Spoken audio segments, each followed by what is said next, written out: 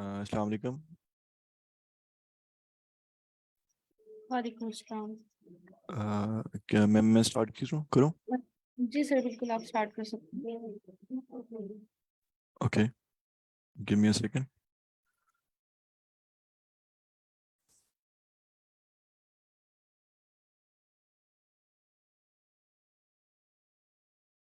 Okay, आई code गुरु एक ऐसा forum है जो सिलिकॉन वैली के टॉप इंजीनियर्स ने डिज़ाइन किया है ताकि वो पाकिस्तानी ग्रेड्स यानी यूनिवर्सिटीज़ के दरमियान और इंटरनेशनल जो बिग टेक कंपनीज हैं उनके दरमियान जो गैप है उसको फुलफिल कर सकें। आई कोड गुरु का जो मोटो है वो है share, learn and grow. Okay, अच्छा, इसके बाद आई कोड गुरु का मिशन, इसका मिशन है कि एम्प्लॉयबिलिटी क्रिएट करना, जो ग्रेड्स हैं अंडर ग्रेड्स हैं उनके लिए एम्प्लॉयबिलिटी क्रिएट करना ताकि वो जॉब मार्केट के अंदर अच्छी जॉब्स हासिल कर सकें और बिग टेक कंपनीज को टारगेट कर सकें जैसे अमेजोन, नेटफ्लिक्स, फेसबुक एक्सेट्रा। उसके बाद हाई टेक स्किल्स सीख सकें, जो स्किल्स रिक्वायर्ड हैं उनके लिए कि वो इस तरह की अच्छी कंपनीज ज्वाइन कर सकें। उसके अलावा आई कोड गुरु के अंदर हम आपका इंटरनेशनल मेंटोर्स के साथ इंटरेक्शन करवाते हैं। वो हम हैकाथॉन्स के अंदर आप लोगों को पार्टिसिपेट करना सिखाते हैं और फिर वहाँ से आप इंटरनेशनल मेंटोर्स के साथ काम करते हैं और आप लोगों को चीज़ें समझ आती हैं। नेक्स्ट इज कि हम how I code Guru works, ठीक है। तो इसके अंदर ये होता है कि 6 सेशंस होते हैं पर डे, ठीक है। उसके अंदर लीड कोड का सेशन होता है, आईएलटीएस एंड जीआरई की क्लासेस होती हैं, बिगिनर पाइथन फॉर बिगिनर की क्लासेस होती हैं, मशीन लर्निंग और डाटा स्ट्रक्चर्स एंड एल्गोरिथम्स, ये सब कोर्सेज डेली होते हैं, ठीक है, दिन में 6 घंटे। और इसके बाद अगर आप कोई कोर्स भूल भूल जाते हैं या आपके पास टाइम नहीं है उसको उस टाइम पे देखने का, तो आप उसकी रिकॉर्डिंग हमारे फेसबुक पेज पर भी देख सकते हैं। इसके अलावा एक वीकली वेबिनार कंडक्ट किया जाता है जैसे इस टाइम ये हो रहा है, और एक वीकली वर्कशॉप होती है। आईकोड गुरु की कुछ रिसेंट अचीवमेंट्स के बारे में बात कर लेते हैं। तो इसके 100+ इंटरनेशनल अवार्ड्स हैं, ठीक है, जो हैकाथॉन्स के अंदर पोजीशंस हैं एक्सेट्रा। फुली फंडेड स्कॉलरशिप्स हैं जो हमारे बहुत से बच्चों ने अचीव किए हैं। Local and international jobs achieve किए हैं, उनके अकॉम्प्लिश किए हैं, जिसके अंदर इंटर्नशिप्स एंड जॉब्स दोनों शामिल हैं। Thank you so much. और इसके बाद आप सब लोग अगर व्हाट्सएप से ज्वाइन हुए हैं तो आप आईकोड गुरु की वेबसाइट के ऊपर जाके रजिस्टर कर सकते हैं, और ये हमारे पेज का लिंक है, आप यहाँ पे जाके रिकॉर्डिंग्स देख सकते हैं। आज का जो हमारा टॉपिक है वो है इंट्रोडक्शन टू क्लाउड कंप्यूटिंग। और हमारे जो प्रेजेंटर हैं वो है मोहम्मद ताहा अहमद, जर्मनी से। So over to you sir.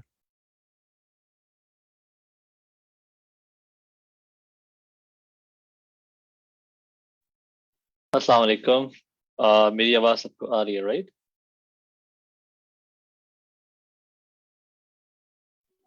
Yes जी सर। आ रही। जी सर, वॉइस आ रही है। यस सर, आपके अच्छा, वॉइस है। ओके, ज़बरदस्त, थैंक यू। राइट, तो मैं क्विकली इंट्रोडक्शन देता हूँ। Let me share my screen first. Screen share, wait.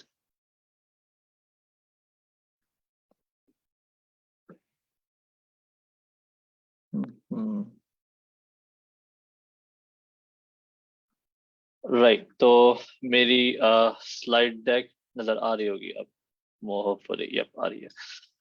Right, अस्सलाम वालेकुम एवरीवन। मेरा नाम ताहा है, जैसे कि आपको बताया जा चुका है। मैं मुझे एक्चुअली बताया गया सबसे पहले आई क्लाउड गुरु के बारे में, आई कोड गुरु सॉरी।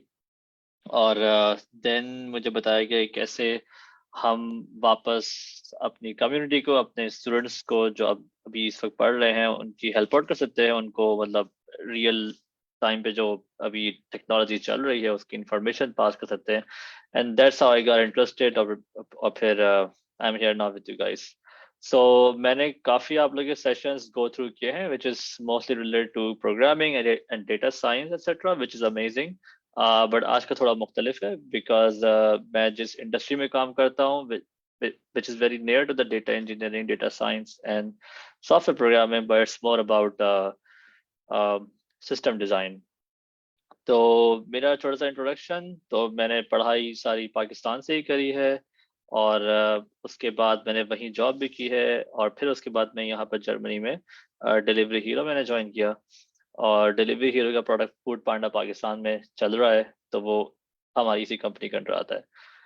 नाउ मेरा ये फर्स्ट सेशन है, मुझे नहीं पता कि ऑडियंस का स्कोप किस तरह का है, तो प्रॉब्ली शायद मैं बहुत ज़्यादा या तो आसान बता रहा हूँ या तो मैं बहुत मुश्किल बता रहा हूँ। So please feel free to just आप लोग चैट के अंदर मुझे भेज सकते हैं messages and I will try to read them, और या दैट्स इट। सो शुरू करते हैं। सो क्लाउड कंप्यूटिंग मेरे अपने ज़माने से बहुत एक बज़वर्ड चल रहा होता था और हम सुनते थे, बट बहुत मुश्किल हुई मुझे उसको समझने में कि एक्चुअल में क्लाउड कंप्यूटिंग है क्या, कैसे उसको यूटिलाइज किया जाता है, और कैसे काम किया जाता है, कैसे उसमें करियर बिल्ड किया जाता है।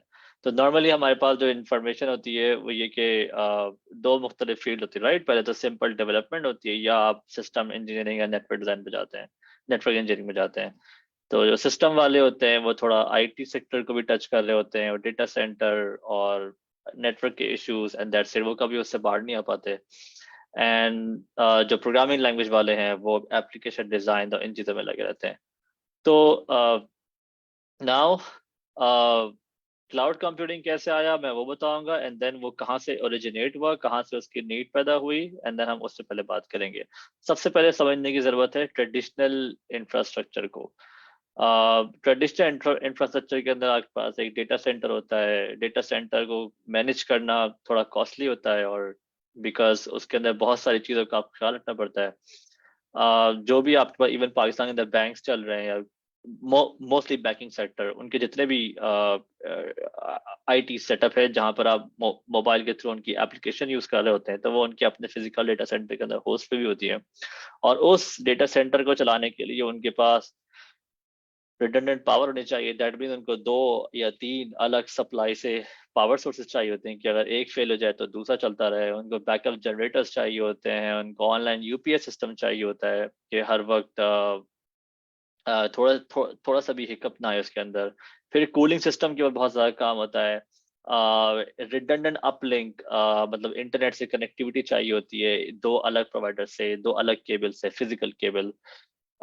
देन उनको 24/7 स्टाफ चाहिए होता है जो कि फिजिकल सिक्योरिटी के ऊपर भी काम करता है, like security guards and all of things. और फिर उसके बाद टेक्निकल स्टाफ तो होना ही होना है। Then of course physical security, फिर उनको नेटवर्क बहुत ज़्यादा मैनेज करना पड़ता है। व्हेन आई से नेटवर्क मैनेज करना है, इसका मतलब है कि हम हार्डवेयर की बात कर रहा हूँ, physical router, switches, firewalls physical, और फिर ऑफ कोर्स उनके फिर सॉफ्टवेयर के लाइसेंसेस बाद में आते हैं। फिर हार्डवेयर सर्वर इटसेल्फ जहाँ पे आपकी एप्लीकेशन चलती है, एप्लीकेशन चलती है। Then storage area network, hard drives अलग से, आपको स्टोरेज एरिया नेटवर्क नैस एक पूरा सिस्टम है, वो एक स्पेशल सिस्टम है पूरा, वो लगाना पड़ता है। एंड देन आपको उस सर्वर को किस तरह एक्सेस करना है, कैसे डिप्लॉयमेंट्स होंगी, कैसे कैसे ट्रैफिक आएगा, और एक हार्डवेयर पे कैसे मल्टीपल वर्चुअलाइजेशन एनवायरनमेंट चलाया जा सकता है, एक पूरी अलग साइंस है। तो ये अभी तक हमने एप्लीकेशन डिप्लॉयमेंट की और इन तमाम चीज़ों की तो हमने बात ही नहीं करी। हमने अभी सिर्फ बात कर रहे हैं कि सेटअप कैसे करना है, आईटी सेटअप। तो पहले का इंटरनेट ऐसे ही था, पहले के डेटा सेंटर ऐसे, अभी भी ऐसे ही हैं। अभी भी जितने भी जो बड़ी कंपनीज हैं, बैंक्स हो गए, जिनकी कंप्लायंस के बहुत इश्यूज होते हैं, वो अभी भी आज भी ऐसी चलती हैं। बट जब आप बात करते हैं कि मुझे अब एक नई एप्लीकेशन डिजाइन करनी है, मैं एप्लीकेशन लॉन्च कर रहा हूँ, या करीम की बात कर ले, या उबर जैसे एक जमाने में बनना शुरू हुआ था, तो वो शुरू में इस पूरी लिस्ट को चेक चेक नहीं कर सकता, वो इस पूरी लिस्ट पे काम नहीं कर सकता। उसको बहुत क्विकली अपनी प्रोडक्ट को बनाना होता है और डिप्लॉय करना होता है। और फिर अगर वो प्रोडक्ट सक्सेसफुल हो गई, एंड देन ऑफ कोर्स फिर बाद में इट मेक सेंस कि आप फिर अपना पूरा सेटअप बनाएं और कॉस्ट कटिंग करें। तो ये ट्रेडिशनल इंफ्रास्ट्रक्चर है जो कि स्टिल चल रहा है, बट इसका फिर एक नई ब्रांच शाख आई जो कि क्लाउड कंप्यूटिंग की आई। तो एक्चुअल में डेटा सेंटर कुछ इस तरह का होता है। तो बिल्कुल ऐसा ही होता है, इससे साफ सुथरे भी होते हैं, बट सिर्फ 3 रैक्स नहीं होते। But I am talking about AWS scale पे, या बैंक्स के स्केल पे, बड़े बैंक के स्केल पे ऐसे 10 रैक्स हो सकते हैं, 20 रैक्स हो सकते हैं। और जब हम बात करते हैं गूगल की और फेसबुक की, तो वो फिर 1000 रैक्स तक चली जाती है, और फिर मल्टीपल लोकेशंस की भी बात होना शुरू हो जाती है। राइट। तो अब आते हैं कि भाई क्लाउड इंफ्रास्ट्रक्चर क्या है, क्या फवायद हैं, और जो चीज़ें ट्रेडिशनल इंफ्रास्ट्रक्चर में हैं क्या वो चीज़ें हमें क्लाउड इंफ्रास्ट्रक्चर के अंदर मौजूद हमें मिलती हैं। तो सबसे पहले समझने की बात है कि क्लाउड क्या है और क्लाउड इंफ्रास्ट्रक्चर क्या है। सो आप में से बहुत से लोग उन्हें गोडैडी का नाम सुना होगा, नेम चीप का नाम सुना होगा, और ये आज के नहीं बहुत पुराने, ये मुझसे भी पहले के चीजें हैं, राइट। तो सर्वर तो वहां ही मौजूद थे, लोग अपनी वेबसाइट होस्ट करते थे, वर्डप्रेस पे लगा दिया, डिप्लॉय कर दिया, ई कॉमर्स चल रहा है, बेच रहे हैं। 2001 99 की बात जब मैं भी पढ़ रहा था, तो क्या वो क्लाउड था? सो सम पीपल आर्ग्यू, और अब इसकी कुछ डेफिनेशंस अब चेंज होने लगी हैं। तो दे से कि no, that's not cloud, sorry, तो that was just renting hardware, सही है। बट फिर जो क्लाउड की असल डेफिनेशन उभर के आई उसमें वो कुछ इस तरह की है कि आप क्लाउड किसी भी ऐसी चीज को बोलेंगे जहाँ पे पहले सबसे बात कंप्यूट हो सके, मतलब कोई कोई सीपीयू आप कंप्यूट टाइम आप ले सके, रेंट कर सके, नेटवर्क होना चाहिए अवेलेबल, सही है, स्टोरेज होनी चाहिए, सही है, वर्चुअलाइजेशन पॉसिबल हो, एंड देन सबसे इंपॉर्टेंट चीज जो आखिरी है, API, programming interface, application programming interface, के आप उसको किसी भी प्रोग्रामिंग लैंग्वेज से through SDK, through whatever means आप उसको एक्सेस कर सके। ये चीज गोडैडी में मौजूद नहीं थी, ये चीज नेमचीप में और इस तरह के जितने प्रोवाइडर्स है उसमें ये चीजें मौजूद नहीं थी। अब शायद हो, बिल्कुल होंगी, but that was not part of them at that time. और क्लाउड की डेफिनेशन पे पूरा उतरने के लिए ये चीजें होना जरूरी है एटलीस्ट, और इसके अलावा तो फिर बढ़ती जाती है। ये एक डिप्लॉयमेंट मॉडल है क्लाउड का कि किस तरह के क्लाउड हो सकते हैं।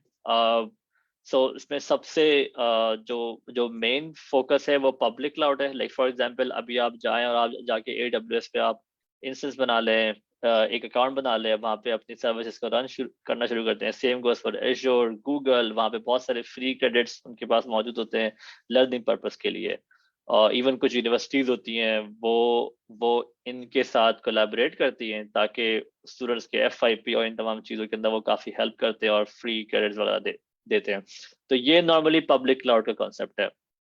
नाउ प्राइवेट क्लाउड किसी भी नाम से पता लगता है कि ये किसी एक ऑर्गेनाइजेशन के अंडर आता है। तो फॉर एग्जांपल अगर मैं कल को किसी एक bank, let's say HBL for example, उसके जितने भी डेटा सेंटर्स हैं उसको उसको चाहूँ तो उसको उस तरह अपग्रेड कर सकता हूँ कि उसके जितने मल्टीपल डेटा सेंटर्स हैं वो सारों को मैं क्लाउड की एक शक्ल में बता दूं कि वो एक सिंगल इंटरफेस है, मुझे सारी चीजें नजर आ रही हैं, और मैं उसको मैनेज करने का तरीका थोड़ा डिफरेंट हो जाएगा। So that is an example of private cloud. Hybrid cloud के अंदर एक से ज्यादा दूसरे क्लाउड, एक से ज्यादा डिफरेंट क्लाउड्स को आप ऐड कर सकते हैं। फॉर एग्जांपल ऐसी बहुत सारी एप्लीकेशंस हैं जो सिर्फ अमेजोन यूज नहीं करती, they use bunch of different cloud as well. For example सबसे इंपॉर्टेंट नेटफ्लिक्स, सबको ही पता है नेटफ्लिक्स कैसे काम करती है, और उसका वीडियो स्ट्रीमिंग का बहुत बड़ा नेटवर्क है। तो नेटफ्लिक्स के पास AWS भी है, नेटफ्लिक्स के पास कुछ पोर्शन में एज्योर भी है, और फिर वो क्लाउडफ्लेयर भी यूज करता है। तो it's a very good example. Then community cloud मेरे पास जहन में इस वक्त बहुत स्पेसिफिक एग्जांपल नहीं आ रही कम्युनिटी क्लाउड की। सो कम्युनिटी क्लाउड की हाँ एक एग्जांपल ये होती है कि इन्हीं सारे अगर आप सर्च करें तो एक तरीके का क्लाउड है Amazon government cloud, azure government cloud. तो वो क्लाउड का एक ऐसा पोर्शन है जो आप और मैं एक्सेस नहीं कर सकते हैं, वो सिर्फ गवर्नमेंट इंस्टीट्यूशंस के लिए होता है।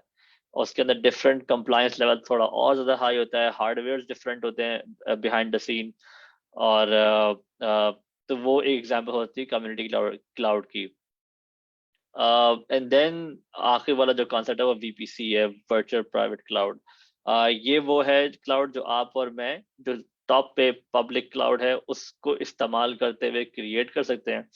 एंड या तो ये एक मुख्तलिफ डिप्लॉयमेंट मॉडल्स मौजूद है, और ये भी again the problem with cloud technology is कि ये रोज बरोज चीजें इसके अंदर ऐड होती जाती हैं, डेफिनेशंस बहुत ज्यादा अब ग्रे हो गई हैं। कोई चीज एग्जैक्टली सेम आपको शायद अगले 1 साल बाद ये चीज नहीं मिलेगी। तो इसके चेंजेस बहुत तेजी के साथ रोजाना के तौर पे हो रही है। नाउ जो मेरा फोकस है आज वो से Amazon वेब सर्विसेज का। Now Amazon web services itself बहुत डीप टॉपिक है। लाइक ये स्टार्ट हुआ था 2006 के अराउंड, 2006-7 के अराउंड, और उनकी पहली सर्विस थी S3। और S3 के बाद उन्होंने मेरे ख्याल से फ्लैट नेटवर्क EC2 मशीन, जो कि सर्वर्स थे प्लेन, वो उन्होंने लॉन्च किए थे 2009 के अंदर आई थिंक। और उसके बाद से अब तक हर साल, एक साल में Amazon की कोई 1000+ अपडेट्स होती है उस क्लाउड के अंदर, विच इज मैसिव। लाइक अगर मैंने 4 साल पहले सर्टिफिकेशन की थी तो जो मेरी नॉलेज थी वो तो मौजूद है, उसके ऊपर ऑन टॉप ऑफ बहुत सारी चीजें ऐड होना शुरू हो गई है। तो it's a huge topic. Then अब इसी के पैरेलल में एज्योर को देखें तो एज्योर की अपनी एक जर्नी है, then Google cloud, then Oracle cloud. तो हर एक कॉमन ग्राउंड सेम है बहुत सारे, बट उनकी अपनी बहुत सारी स्पेशलिटीज हैं। तो Amazon वेब सर्विसेज, अब Amazon वेब सर्विसेज कैसे शुरू हुआ था? Amazon वेब सर्विसेज ऐसे शुरू हुआ था कि Amazon, जो सबको पता है कि एक शॉप मौजूद है, राइट? Amazon एक स्टोर है, सामान बेचते हैं, ई-कॉमर्स सेटअप है। उन्होंने अपने पास जब डेटा सेंटर बिल्डअप किए तो वो उन्होंने इतने ज्यादा बिल्डअप कर लिए थे कि it was useless to some extent. तो उनके पास जो कंप्यूट पावर थी या जो भी उनके पास पावर थी वो उस तरह यूटिलाइज नहीं हो रही थी जितना उन्होंने पैसा खर्च किया था। And then the idea came, okay, if we cannot use it, then okay, हम इसको rent out करना शुरू कर देते हैं। And then came Amazon Web Services। तो फिर उन्होंने आहिस्ता आहिस्ता सर्विसेज बिल्ड करी। So you know, Rackspace is a company जो कि Amazon Web Services से बहुत पुरानी है। Rackspace बहुत काफी पुरानी कंपनी है, but because of this technology कि हम कैसे अपना फिजिकल हार्डवेयर को रेंट आउट करें इजीली, Rackspace अब आज की इस दुनिया में Amazon का प्रोवाइडर है। So if we go to Rackspace, वो हमें सोल्यूशन Amazon से प्रोवाइड करता है। तो Rackspace पहले शुरू हुआ था, बट Amazon वेब सर्विसेज और Azure ये तमाम चीजें बाद में आई, and they superseded it. So now अब Amazon वेब सर्विसेज, अब इट्स वेरी इजी कि मैं अभी आपको कंसोल खोल के दिखाऊं और दिखाऊं कि अच्छा जी ये चल रहा है, ऐसे क्लिक करेंगे इससे ये खुल जाएगा, जो कि हर जगह ट्यूटोरियल्स में आपको नजर आ जाता है। इसकी बहुत सारी सीरीज है। सबसे आसान है, मैं अभी एंड में दिखा भी दूंगा कि यूट्यूब पे इसका फ्री मटेरियल बहुत पड़ा हुआ है जिससे मैंने खुद सीखा और मैंने कभी उस पर पैसे खर्च करने की मुझे जरूरत नहीं पड़ी, which is very easy and able easy to understand. तो सबसे इम्पोर्टेंट चीज़ है कि इसका फिजिकल सेटअप समझने की। तो जो शुरू में IT इंफ्रास्ट्रक्चर की बात हो रही थी, वो चीज़ें स्टिल वैलिड है, बट ऑफ कोर्स वो बहुत कॉस्टली होती है। तो Amazon वो तमाम चीज़ें अपने पास ऑलरेडी उसने करके रखी हुई है। तो सबसे जो अवेलेबिलिटी के लिए सबसे इम्पोर्टेंट चीज़ होती है कि मल्टीपल लोकेशन पे इनके पास डेटा सेंटर्स होते हैं। तो सबसे हायरार्की में टॉप पे चीज़ होती है वो उनके पास होती है रीजन्स। नाउ Amazon के रीजन्स मौजूद है। Wait a minute, let me just show you, क्योंकि फिर इससे ज़रा इजी हो जाएगा दिखाना। बल्कि नहीं, अभी नहीं, लेटर ऑन। सो तो रीजन से क्या होता है कि लेट्स से फॉर एग्जांपल, बल्कि मेरे पास यहाँ पर मौजूद है, वेट,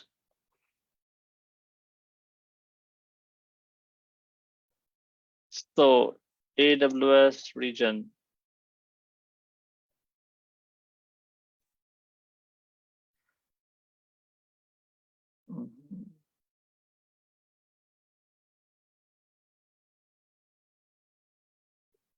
रीजन सर, चैट में जो क्वेश्चंस आ रहे हैं वो मैं साथ साथ ही कन्वे करूंगी, फिर हम बाद में इन क्वेश्चंस का आंसर करेंगे। मेरे ख्याल से इसको बाद में करते हैं। या ओके, मैं मेरे ख्याल से दोबारा स्क्रीन शेयर दूसरी वाली हो नहीं रही थी। अब मेरे ख्याल से आप लोगों को दूसरी स्क्रीन नजर आ रही होगी, राइट? जी सर। ओके, सो जब मैं रीजन की बात करता तो सबसे पहला जो इम्पोर्टेंट चीज़ है अवेलेबिलिटी के लिए वो है कि मल्टीपल लोकेशन पे इनके डेटा सेंटर मौजूद, right? So if you see के नॉर्थ अमेरिका के अंदर, लाइक इनकी कुछ डेटा सेंटर्स है जो नॉर्थ अमेरिका के अंदर है, फिर साउथ अमेरिका के अंदर अवेलेबिलिटी है, देन यूरोप के अंदर है, मिडल ईस्ट के अंदर अभी स्टार्ट हुआ है, अफ्रीका में। तो रीजन ऐसी जगह कि मतलब दो रीजन आपस में कोई 100,000 माइल्स अपार्ट मौजूद होते हैं, राइट? कि फॉर एग्जांपल खुदा ना खास्ता एक जगह नेटवर्क आउटेज हो जाए, इलेक्ट्रिकल आउटेज हो जाए, खुदा ना खास्ता कोई अर्थक्वेक हो जाए, सॉरी, या कोई नेचुरल डिजास्टर हो जाए, तो सर्विसेज अफेक्ट नहीं होंगी, कस्टमर्स का डेटा लॉस ज्यादा लॉस नहीं होगा, और बिजनेस एज यूजुअल चलता रहेगा। तो रीजन का कॉन्सेप्ट ये है। और फिर इसके अंदर सबसे इम्पोर्टेंट चीज है कंप्लायंस। कंप्लायंस पहले 4-5 साल पहले इतना इम्पोर्टेंट नहीं था उस वक्त भी, बट अब ज्यादा हो गया है। फॉर एग्जांपल हर कंट्री की अपनी रिक्वायरमेंट होती है कि मेरा जो पीआई डेटा है, पर्सनली आइडेंटिफाइबल इंफॉर्मेशन, वो मेरी सरजमीन पर ही मौजूद रहे। तो जीडीपीआर कंप्लायंस है जो कि यूरोप के लिए है, फिर कैलिफोर्निया यूएस के लिए भी कोई है, California privacy law, I don't exactly remember the name. तो वहां पे वो मौजूद है कि आप जो user identifiable, personal identifiable information है वो उसी सरजमीन पर मौजूद रहे, और उसके अलावा अगर चीज बाहर जा रही है देन इट्स फाइन। तो रीजन उसके लिए बहुत ज्यादा इंपॉर्टेंट है। एशिया पैसिफिक के अंदर है, मुंबई के रीजन्स मौजूद हैं, एंड देन अदर। तो सबसे इम्पोर्टेंट चीज है कि रीजन किसी भी एक लाइक बहुत बड़े एरिया को कवर कर रहा होता है, और दो रीजन हमेशा आपस में कोई 7,000 100,000 माइल्स अपार्ट होते हैं, और ये अमेजोन की डॉक्स में मौजूद है, और ये इसको मजीद हर वक्त इसको अपडेट करते रहते हैं। एंड देन एक रीजन के अंदर एक अवेलेबिलिटी जोन मौजूद होता है। तो एक रीजन के अंदर 2 से ज्यादा अवेलेबिलिटी जोन नॉर्मली मौजूद होते हैं, कहीं पे 4 भी है। Now, what are these availability zone? Again, just a logical separation. So region itself एक logical separation है, फिर उसके अंदर availability zone एक logical separation है, और उस availability zone के अंदर हमेशा 2 या 3 से ज्यादा डेटा सेंटर मौजूद है। अब बात आती है उस जगह की जहां पर वो एक्चुअल में कंप्यूटर सर्वर्स रखे हुए हैं, सही है? तो अगर हम नीचे से ऊपर जाने की कोशिश करेंगे, तो अगर मैं एक डेटा सेंटर लूं और उस जैसे 3 और ऐड कर दूं तो बनेगा एक अवेलेबिलिटी जोन, और जब मैं इस तरह के मल्टीपल अवेलेबिलिटी जोन्स को ऐड करूं तो फिर बनेगा एक रीजन, राइट? तो इससे क्या होता है कि मेरी सर्विस एक्चुअली किसी एक स्पेसिफिक अवेलेबिलिटी जोन में मौजूद होती है, राइट?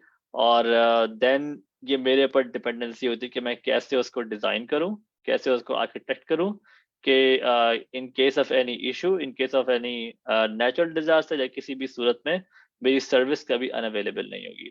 तो ये इसका बहुत कोर आइडिया है, कैसे स्टेबिलिटी की जाए और रिडंडेंसी रखी जाए। क्योंकि क्लाउड का सबसे बड़ा एक प्रॉब्लम ये होता है कि things can go down anywhere in the world. Internet पे हर वक्त कुछ ना कुछ इश्यूज हर वक्त आए हुए होते हैं, तो उससे कैसे निपटा जाए? तो stability, security and availability.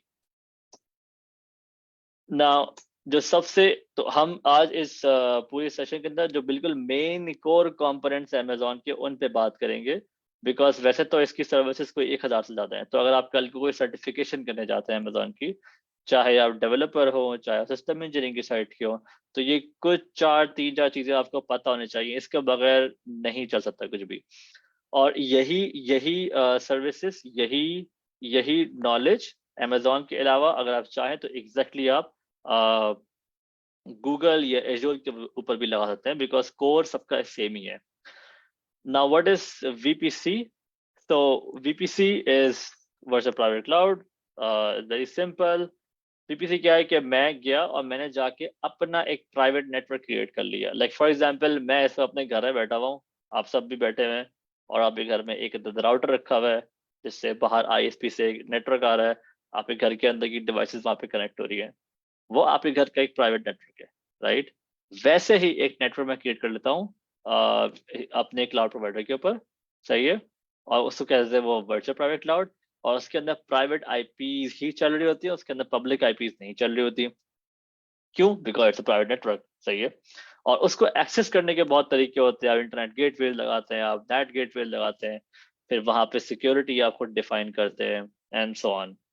So isolated overlay network होता है जो कि एक प्राइवेट डेटा सेंटर का काम करता है। जिस तरह आपके डेटा सेंटर के अंदर प्राइवेट IPs चल रही होती है, यहाँ भी प्राइवेट IPs चल रही होती है, और फिर इसके अंदर rules and regulation and firewall, everything is in your control. Even Amazon को भी नहीं पता होता कि आप अंदर क्या चला रहे हैं, अनलेस कि आप उनसे आपको कोई ट्रबल शूटिंग के लिए हेल्प चाहिए, they actually ask you the details कि आपने यहाँ क्या किया हुआ है, आपने यहाँ क्या किया हुआ है, and then they help us. It's part of the compliance, right? और एंड देन बहुत सारे मुख्तलिफ सोल्यूशन मौजूद हैं कि जिसके अंदर ऐसी कंपनी बहुत सारी मौजूद हैं जो फिजिकल इंफ्रास्ट्रक्चर भी चलाती हैं, जो क्लाउड इंफ्रास्ट्रक्चर भी चलाती हैं और उनके दरमियान कनेक्टिविटी क्रिएट करती हैं. This is also another example of hybrid cloud कि कुछ हिस्सा आपका फिजिकल डेटा सेंटर में अपने पास मौजूद है और कुछ हिस्सा आपने क्लाउड के अंदर रखा हुआ है. बट ये चीजें business to business use case vary करती हैं. जो दूसरा पार्ट है वो है EC2. EC2 या आम जबान में जैसे GoDaddy के सर्वर बाय करते हैं, किसी भी वेबसाइट से आप सर्वर बाय करते हैं, वर्डप्रेस चलाते हैं, वैसे EC2 सही है. बट द डिफरेंस इज कि वहां पर आपको वर्डप्रेस की आपको एक पैनल होता है, आप जाते हैं अपनी फाइल अपलोड करते हैं या कोई प्रोजेक्ट अपलोड करते हैं एंड स्टार्ट्स वर्किंग. यहाँ पे EC2 क्या है कि एक जस्ट लाइक अ कंटेनर होता है, सही है, और वो लिनक्स मशीन होती है. एंड देन आपको आज़ादी होती है आप उसके अंदर क्या करें. आपको विंडोज EC2 भी मिल जाएगा, आपको लिनक्स EC2 भी मिल जाएगा, ऑरेकल की बेस भी EC2 मिल जाएगा, जो चाहिए वो मिलेगा, हर चीज. रेड हैट भी अवेलेबल है, एवरीथिंग इज अवेलेबल. तो EC2 में इलास्टिसिटी क्या है? इलास्टिसिटी ये है कि आप जिस वक्त चाहे इसको बड़ा कर सकते हैं, मतलब आप इसके साइज बड़ा कर सकते हैं, रैम, CPU, फिर नेटवर्क की बेस पर, कंप्यूट की बेस पर, आपको एनवीडिया ग्राफिक कार्ड की जरूरत है, आपको डेटा माइनिंग करनी है, व्हाटएवर, तो वो हर चीज मौजूद है और हर वक्त इसको चेंज कर सकते हैं. एक से ज्यादा चाहिए, रेप्लिकेट करना है, बिल्कुल हो जाएगा. फिर इसके मल्टीपल बिलिंग सिनेरियोज होते हैं, राइट, कि आपने पे एज यू गो चलना है. लाइक फॉर एग्जांपल अगर आपकी नई कंपनी है, नया प्रोडक्ट है, स्टार्टअप है, यू डोंट नो कि आपने 1 साल के बाद कोई कुछ कहना है. ओके, सो आपको नहीं पता कि अभी कितना यूजेज है, देन आप पे एज यू गो पे चल रहे होते हैं. एंड उसके बाद let's say your company goes big और फिर आपको पता है ओके ठीक है, मुझे तो अगले 1 साल तक AWS पे रहना है, तो मैं उसकी कॉस्ट कम करने के लिए क्या कर सकता हूँ, मैं उसका 1 ईयर कॉन्ट्रैक्ट ले लूँ, मेरी कॉस्ट कम आ जाएगी. इसके बहुत सारे तरीके हैं, लेकिन अब जितना अब ये हर एक जो पॉइंट यहाँ पर लिखा हुआ है उसकी अपनी एक बहुत लंबी डिटेल है. मैं से आपको पॉइंटर्स देना चाह रहा हूँ. Of course I am seeing your questions, तो मैं उन सबको बता दूंगा कि कैसे चीज क्या कर सकते हैं, don't worry. Then terminate any time you need. तो आप अब मुझे 1 घंटे के लिए कोई काम है तो मैं उसको स्पिन अप किया, अपना काम किया, टर्मिनेट, तो मैंने पे किया सिर्फ उस 1 घंटे के लिए, बजाय ऐसे कि मैं अब GoDaddy से या किसी ऐसे प्रोवाइडर से मैं सर्वर लूँ, पूरे 1 महीने का पे करूँ. No need. Any operating system you want, कोई कैद नहीं है, सब चीजें पॉसिबल है. इमेजेस, आपने आज एक काम किया, आपको अब 1 साल बाद दोबारा वो काम करने की जरूरत पड़ेगी. आपने काम किया, इमेज बनाई, रख दिया. इमेज की कॉस्ट बहुत थोड़ी सी होती है, मतलब of course less than EC2 itself, और you can reuse it. Account मतलब किसी के साथ शेयर कर लिया, ऐसे ऐसे. इवन AWS का अपना एक मार्केट प्लेस मौजूद है. For example Cisco everyone knows, big company, networking hardware बनाती है, सोल्यूशन है बहुत सारे. जब Amazon या Azure और ये इस तरह के क्लाउड प्रोवाइडर्स आए, दे स्टार्टेड मेकिंग सॉल्यूशंस जो क्लाउड पे चलने वाले हो. नाउ एक AWS की अपनी एक मार्केट प्लेस है, राइट, जहां पे टेक्निकल सॉफ्टवेयर बिकते हैं. फॉर एग्जाम्पल मुझे अपने क्लाउड पे सिस्को का फायरवॉल चलाना है, AAA फायरवॉल, जो कि हार्डवेयर में आता था, बट अब वो सॉफ्टवेयर में भी आता है, राइट. तो अब मैं सिस्को के मार्केट प्लेस से वो सॉफ्टवेयर परचेज करूंगा और अपने VPC में चलाऊंगा. ऐसे ही कल को आप भी कोई कोई कोई नई चीज अगर बना रहे हैं, सही है, और आपको उसको मार्केट प्लेस पे सेल करना है, यू कैन डू दैट. सही है, ऑफ कोर्स वो डिफरेंट उसका पूरा प्रोसीजर है, सब कुछ है, बट इट इज पॉसिबल.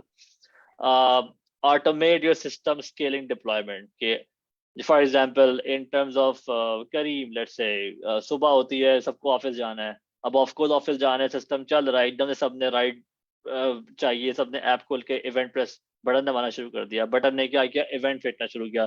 पीछे सिस्टम अब रात उसके पास 10 इंस्टेंस चल रहे हैं, बट नाउ 1 लाख से 10 लाख लोग अचानक से आ गए, उनको चाहिए करीब.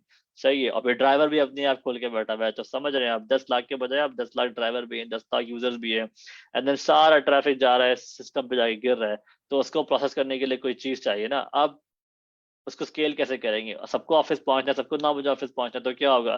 सिस्टम ऑटोमेटिकली स्केल आउट होना शुरू होगा, 10 की जगह 20, 20 की जगह 40, एंड देन जितनी नीड होगी वो उसको स्केल करेगा, ट्रैफिक को एब्जॉर्ब करेगा, और जैसी डिमांड कम होगी इट विल स्केल इन, तो चीजें वापस से श्रिंक होंगी, एंड दैट्स इट। तो अगेन इसके पीछे पूरी साइंस है, कैसे होता है, कितने तरीके होते हैं, it's a whole different debate.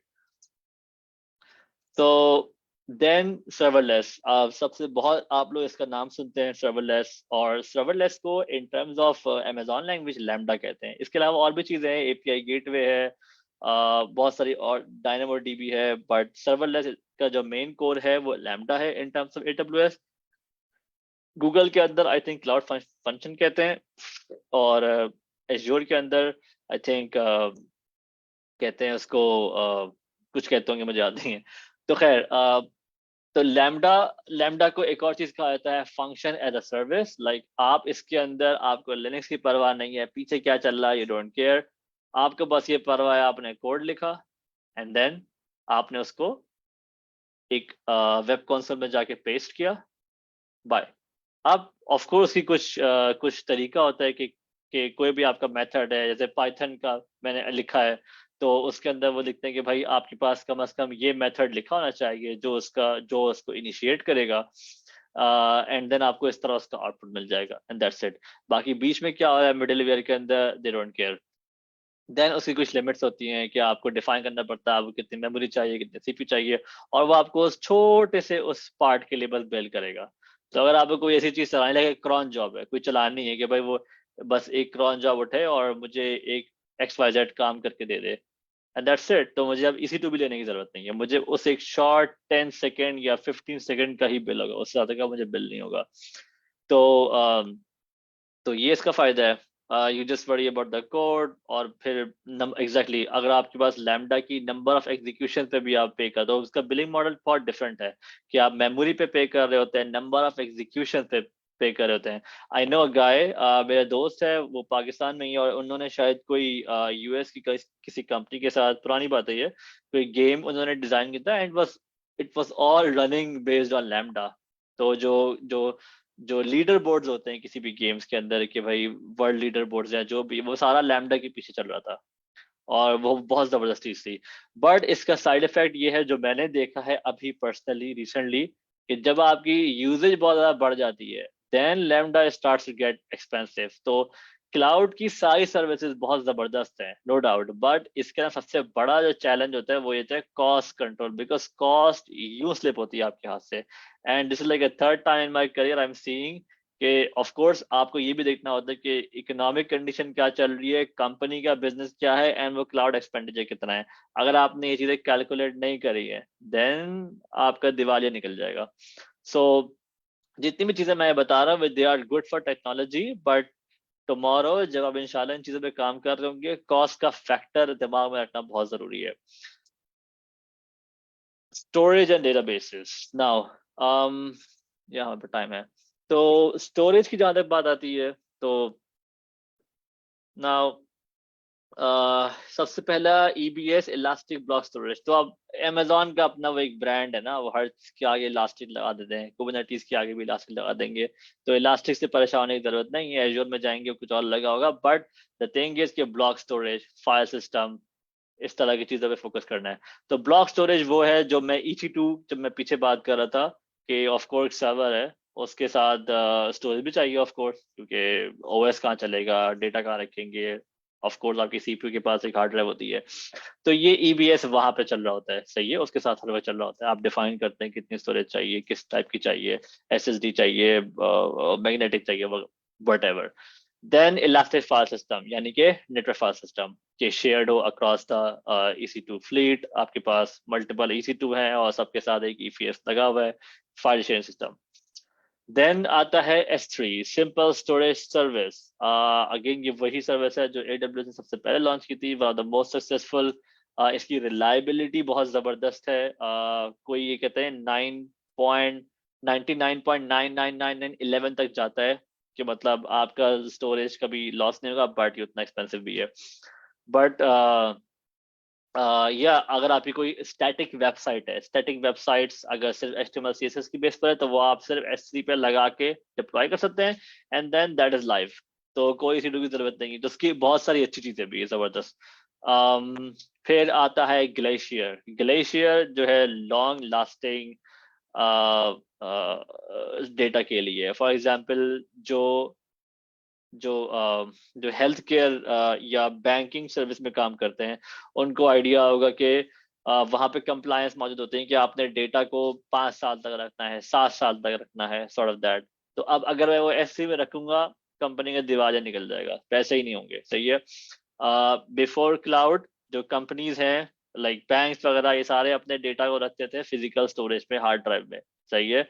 और फिर उसकी अपनी एक कॉस्ट होती है, तो उससे थोड़ा सस्ता पड़ता है, बट अगेन इसको मैनेज करना पड़ता है। तो glacier is like cold storage कि आप 10 साल तक डेटा को स्टोर रखना है, और इजीली एक्सेसिबल भी होता है, और उसकी कॉस्ट बहुत लो होती है। देन इसके अपने हर चीज के अपने अपने कुछ ना कुछ प्राइसिंग मॉडल है, और उसके डेप्थ पे हम जाते जाएंगे, वो दिखता जाएगा। Then AWS snowball. AWS snowball क्या है, वो बस एक डिवाइस होती है। मैं बेहतर है कि दिखा दूं। लाइक फॉर एग्जांपल कोई कोई कंपनी है जो कि अभी फिजिकली उसका सारा डेटा सेंटर पर मौजूद है और उसका क्लाउड में माइग्रेशन करनी है। तो अब वह क्या करेगी, वो अब ओवर द इंटरनेट डेटा सारा तो नहीं फेंकेगी ऊपर, बिकॉज उसको तो 10 साल लग जाएंगे इस तरह। तो वो क्या करेगी, पेटाबाइट्स ऑफ डेटा वो AWS से ये डिवाइस ऑर्डर करेंगे, सारा डेटा इस पर डालेंगे, और फिर वो जाके क्लाउड में अपलोड हो जाएगी। तो ये भी उनका एक फीचर है स्टोरेज के लिए। ये वो था डेटाबेसेस, सॉरी वो था स्टोरेज के लिए।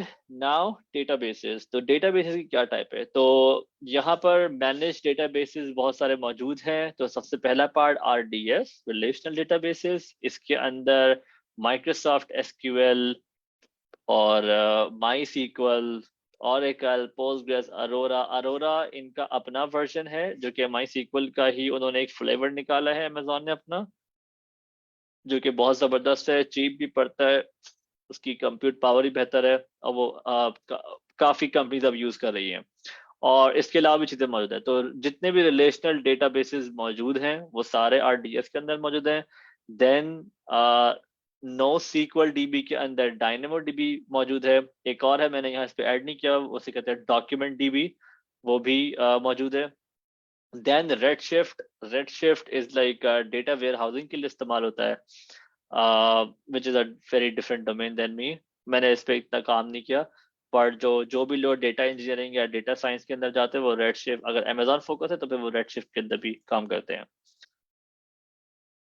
तो ये कुछ बेसिक्स थी। Now responsibility model, share responsibility model. So सबसे पहली बात आती है, जब ऑफकोर्स जब आप लाखों रुपए किसी पे इन्वेस्ट किसी चीज पे लगा रहे होते हैं, then you need accountability, right. कल को चीजें खराब हो सकती है, डाउन टाइम आता है, कुछ भी होता है, and then starts the blame game कि भाई इसकी वजह से गलती हुई, इसकी वजह से गलती हुई।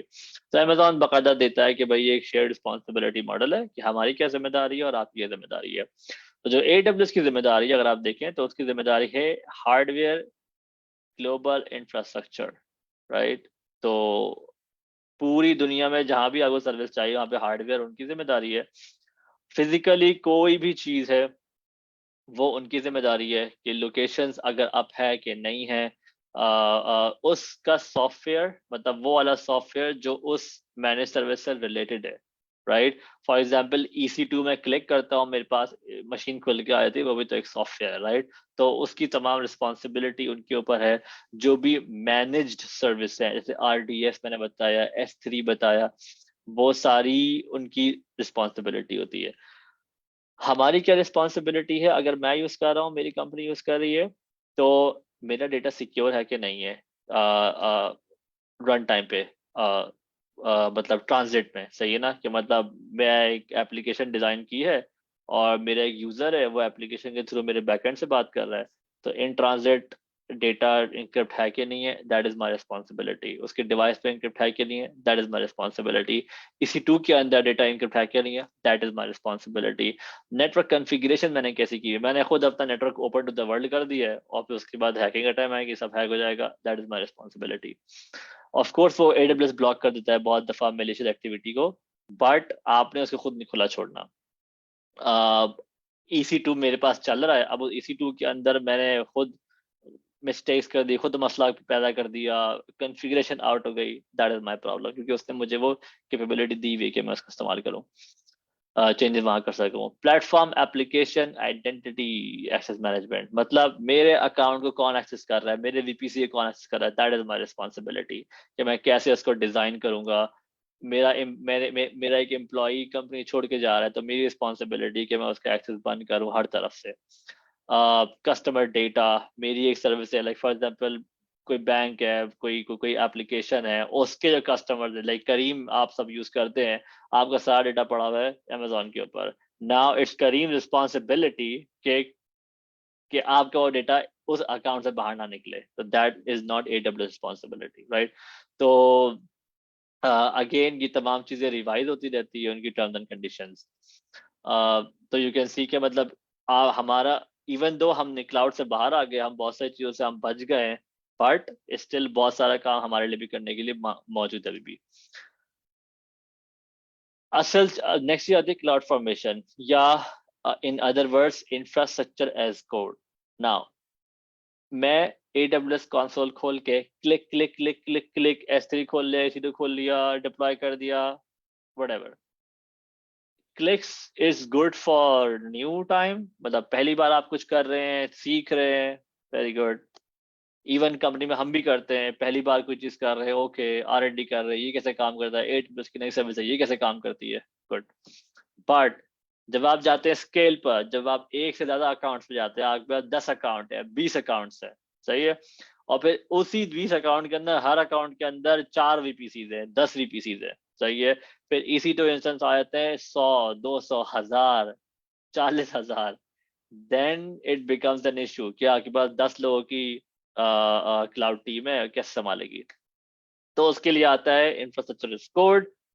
इंफ्रास्ट्रक्चर एज कोड के बहुत सारे टूल्स हैं। क्लाउड फॉर्मेशन जो है वो टोटली सोलली फॉर Amazon है, तो अगर आपको क्लाउड फॉर्मेशन सीखेंगे, जो कि मैंने सिर्फ सर्टिफिकेशन के लिए सीखा, राइट, मैं इसको यूज नहीं करता, मैंने इसको कभी यूज नहीं किया, but if you go for certification आपको थोड़ा सा उसको पढ़ना पड़ेगा कैसे काम करता है, बट इट्स इजी। तो सबसे जो मशहूर IAC का कोड जो टूल है वो है टेराफॉर्म। ना टेराफॉर्म एक ऐसा प्लेटफॉर्म है कि अगर आपने वो सीख लिया है, देन आप इंफ्रास्ट्रक्चर कोड की जबान में लिख सकते हैं फॉर एनी क्लाउड, सही है। मतलब फॉर एग्जांपल अगर मैं आपको दिखाऊं कि टेराफॉर्म प्रोवाइडर्स, टेराफॉर्म प्रोवाइडर्स, तो टेराफॉर्म इन तमाम क्लाउड प्रोवाइडर्स के लिए मौजूद है। मतलब मैं एक टेराफॉर्म सीखूंगा और मैं किसी भी क्लाउड को इंफ्रास्ट्रक्चर एज कोड पे इम्प्लीमेंट कर सकता हूँ। तो ये आपके मेजर हो गए, AWS Azure, Alibaba, Oracle, Kubernetes itself, ये पूरे एक अलग टॉपिक डिस्कशन है कि कैसे कर सकते हैं।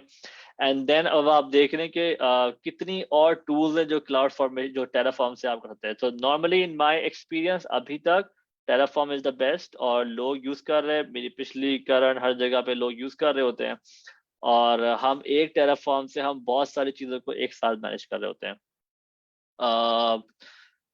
या तो ये है क्लाउड फॉर्मेशन, इनके लिए है। ARM Azure resource manager Azure के लिए है। गूगल का आई डोंट रिमेंबर कि कुछ है, बट नॉर्मली वहां पे भी लोग टेराफॉर्म यूज कर रहे होते हैं। क्लाउड फॉर्मेशन इटसेल्फ JSON में भी लिख सकते हैं, YAML कॉन्फ़िगरेशन में लिख सकते हैं, but Terraform itself HCL, HashiCorp की एक लैंग्वेज उन्होंने इन्वेंट की थी, HCL, और उसकी बेस पे वो चल रहा होता है। Then Spinnaker tool is, I don't know मैंने यहाँ पे क्यों लिखा हुआ है, खैर, Spinnaker is a tool for deployment, cloud deployment के लिए। तो नेटफ्लिक्स ने ये टूल बनाया था, और ये बहुत ज़बरदस्त टूल है अगर आप मल्टीपल क्लाउड में डिप्लॉय कर रहे हैं या एक ही क्लाउड में मल्टीपल अकाउंट्स में डिप्लॉय कर रहे हैं तो तो स्पिनिकर आप यूज करते हैं। तो हम नॉर्मली टेराफॉर्म और स्पिनिकर दोनों उसको मिक्स करके यूज कर रहे होते हैं। Next is Amazon Activate for startups. So yeah, wait. So Amazon Activate for startups. So Amazon का एक प्रोग्राम है Amazon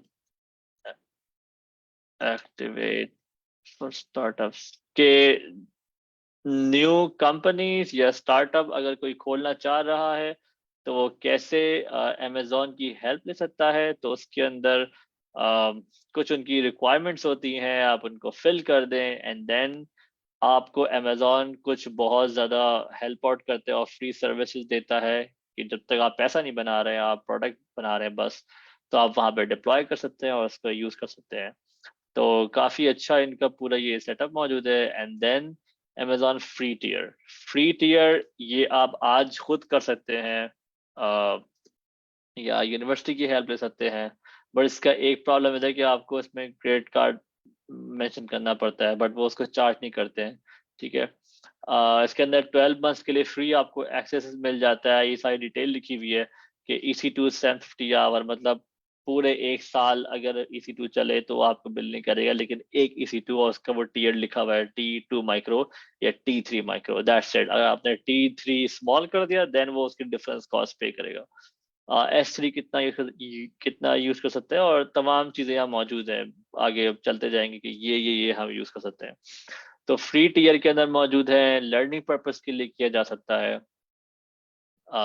या तो या that's it related to Amazon। मैं काफी शायद तेज भी बोल रहा था, बट आई एम सॉरी अगर कोई चीज आप लोगों के समझ नहीं आई है। आई थिंक मैं अब क्वेश्चंस लेना शुरू करता हूँ और या आप अपने क्वेश्चन यहाँ पे लिखते रहें एंड देन मैं कोशिश करूंगा कि मैं अलॉटेड टाइम के अंदर उसको कवर करूँ। So first is multi tenancy, और बीच में अगर किसी को कुछ बोलना है या मॉडरेटर को अगर कुछ बोलना है तो प्लीज फील फ्री।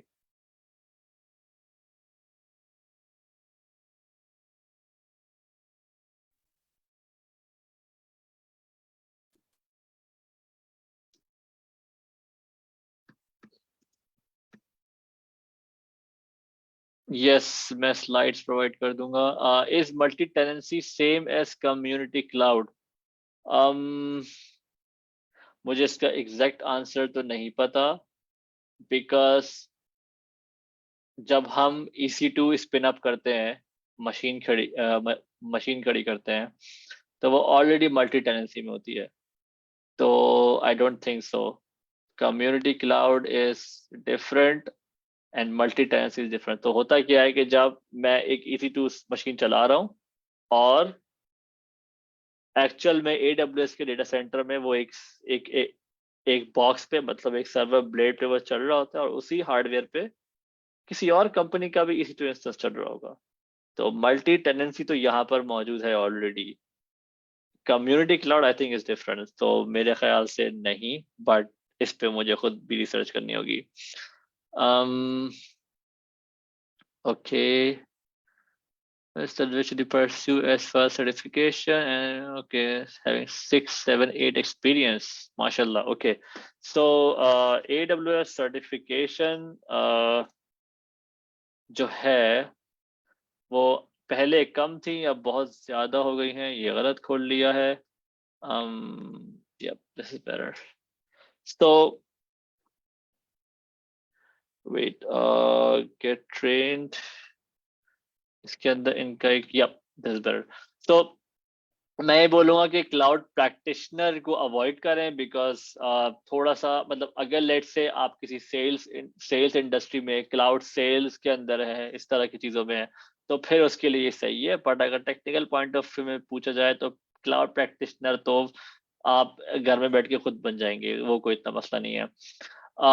जो सिस्टम इंजीनियरिंग की साइड पर है या DevOps engineering, SRE site reliability engineering, या आपको Amazon डिटेल में समझना है, तो उसके लिए सोल्यूशन आर्किटेक्ट का जो एसोसिएट है आपको वहां से शुरू करना पड़ेगा, राइट।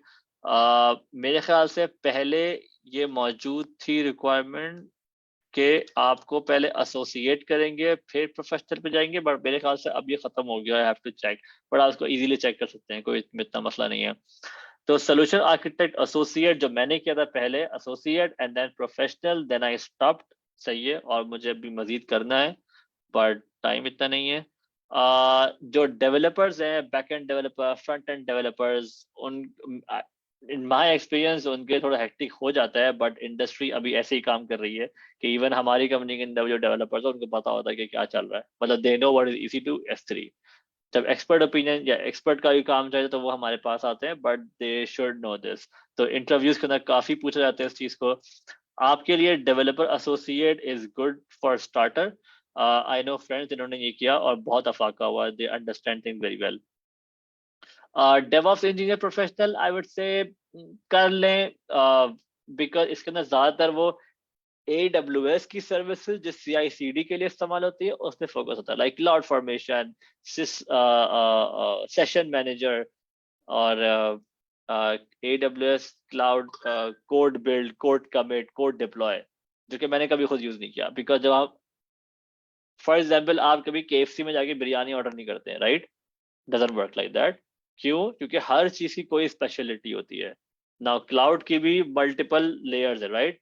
तो क्लाउड के अंदर अगर आप देखें कि SaaS होता है, SaaS is software as a service, जैसे माइक्रोसॉफ्ट ऑफिस 365 है, that is a SaaS solution, right. फिर आता है platform as a service, right, और उसकी एग्जांपल है हेरोकू, सही है कि Heroku is a very good cloud. अगर आप मतलब अगर आपको सिर्फ कोड लिखना और डिप्लॉय करना है तो ये प्लेटफॉर्म एज अ सर्विस है।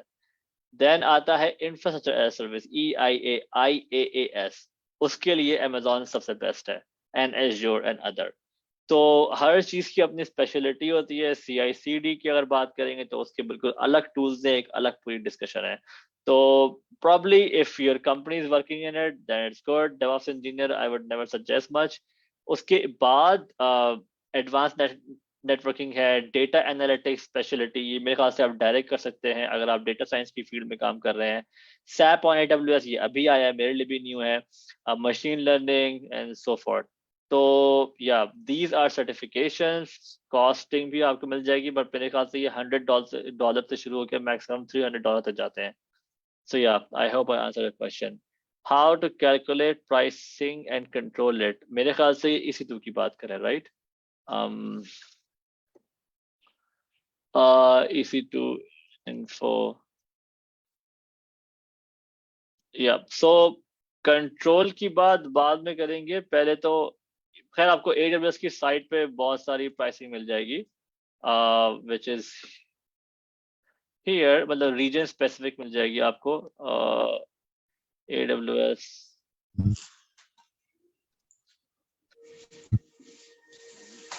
बट इसके अलावा बहुत सारी वेबसाइट्स है जहाँ पर आपको हमें एक बहुत अच्छा व्यू मिल जाता है, हम लोग इसको यूज करते हैं। एंड देन यहाँ मल्टीपल फिल्टर्स होते हैं, रीजन सेलेक्ट कर सकते हैं, एंड देन बोलते हैं ओके ठीक है, हमें 1 ईयर की अपफ्रंट कॉस्ट देंगे तो क्या होगा, 2 ईयर की देंगे तो क्या होगा। And but mostly these things are good for project managers, mostly हमारा इसमें से होता है, बट क्योंकि पे करने का काम हमारा है नहीं। सो या कंट्रोल कैसे करते हैं, बहुत अच्छा सवाल है, बहुत इंपॉर्टेंट चीज है। तो कंट्रोल के लिए बहुत अगेन एक अलग टॉपिक है, आपको टैगिंग करनी पड़ती है प्रॉपर, कंपनी के अंदर बाइफर्केशन करनी पड़ती है, मतलब आपको बजट्स अलाउ करने पड़ते हैं कि XYZ टीम का इतना बजट है स्पेंड करने का। और फिर जब हम रिसोर्सेज को टैग करते हैं, टैग मतलब सिर्फ लेबल लगा देते हैं, फॉर एग्जांपल रियल लाइफ में अगर मुझे लेबल लगा दिया और वर्चुअल क्लाउड के अंदर आपने टैग कर दिया, तो फिर हम उस टैगिंग के थ्रू रिपोर्ट्स क्रिएट करते हैं और बताते हैं कि भाई इस कंपनी ने इतना एक्सपेंडिचर किया, इस टीम ने इतना एक्सपेंडिचर किया, इस टीम ने इतना एक्सपेंडिचर किया है। तो ये तरीका है। देन हम स्केलेबिलिटी को इस्तेमाल करते हैं। फॉर एग्जांपल फूड पांडा की एप्लीकेशन है, रात के 3 बजे कोई ऑर्डर नहीं करेगा, कोई एक का दुक्का ऑर्डर करेगा कोई, सही ना, उसके लिए 1 मशीन चल रही है, 2 मशीन चल रही है, इनफ है। बट जब लंच आवर होता है, डिनर होता है, सही है, या कोई इवेंट आ रहा है, happy new year, something like that, तो उस वक्त ऑफ कोर्स सिस्टम स्केल करेगा, ज्यादा सर्वर चल रहे होंगे, लेकिन पूरा साल वो सर्वर नहीं चलेंगे, और पूरा साल चलेंगे तो हमारा बिजनेस ही रेवेन्यू जनरेट नहीं हो रहा। तो इस तरह के डिसीजन लेने पड़ते हैं। Windows 11 supporting AWS like Linux, or is it not to work with only Linux? जब आप EC2 की बात करते हैं तो आपके पास Windows 10 या 11 वाली कोई सीन नहीं होता। होता क्या है कि माइक्रोसॉफ्ट के जो सर्वर्स होते हैं, माइक्रोसॉफ्ट के सर्वर की अपने एक पूरी ऑपरेटिंग सिस्टम की पूरी फैमिली, राइट, वो चल रहे होते हैं। अगर आपको विंडोज 11 चाहिए या 10 जो मैं कंप्यूटर में यूज करता हूँ वो चाहिए, तो फिर उसके लिए Amazon वर्क स्पेसेस यूज करते हैं। फिर आप wait AWS workspace use करते हैं अगर आपको सिंगल डेस्कटॉप चाहिए होता है, या VDI वर्चुअल डेस्कटॉप इंटरफेस। यहाँ पर आपको वो Amazon 11 वगैरह मिल जाएगा। बट जब आप बात करते हैं EC2 की, तो वहां भी आपको माइक्रोसॉफ्ट जो भी मिलेगा वो आपको मिलेगा GUI बेस्ड नहीं होगा mostly, if I remember correctly. वो सारा .NET कोर, वो भी अब लिनक्स के ऊपर उसका फ्लेवर आता है। और माइक्रोसॉफ्ट का भी अपना टर्मिनल बेस भी आता है। आई डोंट थिंक ये सर्वर कोई GUI पे चलाता है, और अगर चलाता है तो कोई बहुत स्पेसिफिक एग्जांपल रिक्वायरमेंट होनी चाहिए। Please product close for Amazon for web developers. जी मैं बता चुका हूँ कि उसके लिए बेस्ट है वेब डेवलपर के लिए डेवलपर एसोसिएट, यहाँ से शुरू करें, best. Linux, I don't know what is the difference and benefit. Linux का इतना फायदा है, 99% of the internet is running on Linux। आपके फोन में, सही है, एंड्रॉइड चल रहा है, पीछे लिनक्स है। आईफोन के पीछे भी लिनक्स चल रहा होगा, सही है। Linux is everywhere. If you are a computer system engineering student, CS पढ़ रहे हैं, कुछ भी कर रहे हैं, आसान तरीका ये है कि लैपटॉप में से विंडोज निकाल दें, Ubuntu इंस्टॉल करें, Ubuntu डेस्कटॉप फ्री है, सही है, और इसको यूज करें। बहुत तकलीफ होगी, बहुत दर्द होगा, आंसू आ जाएंगे, नहीं होगा काम। एक वाईफाई चलाने के लिए आपको 2 दिन लग जाएंगे, लेकिन जो आप सीखेंगे ना, दैट इज अनबिलीवेबल। सही है, आपने Ubuntu सीख लिया, सेंटोस इजी है, फेडोरा इजी है, बैश सीख लिया। कमांड लाइन से जितना मोहब्बत और फैमिलियरिटी होगी उतना ज्यादा आगे फायदा होगा। बिकॉज होता क्या है कि हम कंप्यूटर सिस्टम इंजीनियरिंग के स्टूडेंट होते हैं, बट हम विंडोज यूज कर रहे होते हैं। जब हम इंडस्ट्री में आते हैं तो हमें बोलते हैं SSH करो सिस्टम पे, एंड देन वी फ्रीज, फिर समझ नहीं आता क्या करना है। तो जितना टर्मिनल से मोहब्बत करेंगे उतना आगे जाएंगे, क्योंकि जितने भी टूल्स हैं उसका हमेशा CLI वर्जन आता है पहले, हमेशा। AWS का भी अपना CLI वर्जन है, हर चीज का CLI वर्जन है। तो लिनक्स यूज कर रहे हैं, लिनक्स इज लाइक 99% एवरीवेयर।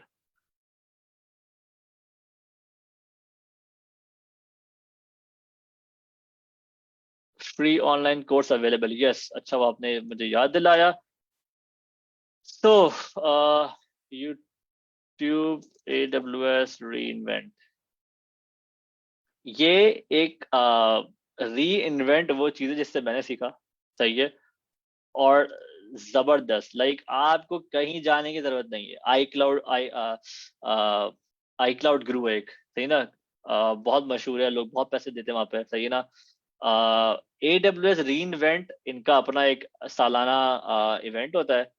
इस तरह हर बड़ी कंपनीज का होता है, गूगल का भी कुछ होता है, एजोर का भी होता है, सिस्को का भी होता है। तो रीइन्वेंट के अंदर हर साल आती है। फॉर एग्जांपल रीइन्वेंट की 2016 की EC2 की वीडियो मैंने देखी हुई है। वही वीडियो EC2 की 2023 में भी वो इस साल नवंबर में लॉन्च करेंगे, इस साल की अपडेट्स के साथ। सो आप मेरे टाइम का नहीं देखेंगे, आप देखेंगे हमेशा नियरेस्ट का। अगर आपने अभी देखना शुरू करना है तो आप देखेंगे 2022 का, सही है, कि EC2 क्या है। और इसके अंदर सबसे मजे की चीज ये कि अगर आप देखें कि फॉर एग्जांपल मैं आपको दिखाता हूँ कि AWS रीइन्वेंट EC2, देखिए आप ये खुद ही दे रहा है 2022 का। हाँ, तो अब ये यहाँ पे कॉम्प्लेक्स CMP होता है, NFX, सो कंप्यूट 2 to 5। अब CMP का मतलब कंप्यूट करे कुछ है, ठीक है। नाउ कंप्यूट 2 to 5 मतलब ये बहुत इजी लेक्चर होगा। मतलब ऐसा होगा कि अगर आप शुरू कर रहे हैं इट्स वेरी गुड, देख रहे हैं आप नंबर चेंज होगा, 300 पे जाएगा, देन 400 पे जाएगा, सही है। फिर इसी तरह EC2 के बाद आप लगते हैं VPC, और VPC का शुरू हुआ नेट 300, नेट 200 समथिंग, तो 200 इजी, 300 मिड, तो 300 या 200 भी देखना शुरू करें। और 400 पे आपको भी बाद में समझ में आ जाए। इसके अंदर वो आर्किटेक्चर बहुत डिटेल में बताता है। तो मैंने पर्सनली सिर्फ ये देखा है, एग्जाम प्रेप किया है एंड दैट्स इट। और ये बहुत इजी है, ये आपको real life solution real companies के लोग आए हुए होंगे जो यूज करते हैं, वो अपने यूज कैसे बताएंगे। तो ये सारा फ्री मटेरियल है, but the only problem is कि हर वीडियो 1 घंटे की है, तो आपको बहुत डेडिकेशन लगानी पड़ती है। लाइक EC2 के मैंने 5 देखने 5 घंटे, फिर इस VPC के 5 घंटे, VPN क्या चलता है, डायरेक्ट कनेक्ट क्या चलता है, टॉपिक्स ही टॉपिक्स हैं। सो या बुक्स यूडेमी, आई वुड से अगर आपको कंसोल चलाना सीखना है ना, मैं आपको 1 घंटे में सिखा देता हूँ, सही है, but that's not the deal. सिर्फ कंसोल चलाना is not the real thing. AWS कैसे बिल्ड हुआ है, जो हमारे टीचर्स या मेरे मेंटोर जो मुझे सिखाते हैं वो ये कि ऑलवेज अंडरस्टैंड व्हाई। Amazon ने EC2 बना दिया, फायदा क्या हुआ, क्यों बनाया, क्यों जरूरत पैदा हुई। अगर आपने ये समझ लिया then it's easier for you. फिर तो आप जो यूडेमी वाला बंदा बता रहा है वही AWS की डॉक में लिखा हुआ है, कहीं पैसे खर्च करने की जरूरत नहीं है, हर चीज फ्री अवेलेबल है, only if you are able to search it, simple. तो यहाँ पर वो लोग जो EC2 बनाते हैं, जो VPC बनाते हैं, वो सेशन दे रहे हैं, इससे ज्यादा और क्या ऑथेंटिक है। So I would say never go for anything. Books भी मिल जाएंगी, बुक्स आई थिंक, ब्लॉग्स मिल जाएंगे। बुक्स मैं खुद नहीं पढ़ता तो मैं आपको कैसे बोलूं कि बुक्स पढ़ें, बट अच्छी बात है, पढ़ने चाहिए। सो या या अच्छा, एक और चीज, जो लोग ऐसा भी होता है कि हम एक क्लाउड पर सीखते हैं, मेरे साथ हुआ है कि मुझे एज़्योर में काम करना पड़ा है, तो AWS versus Google cloud versus, yep. तो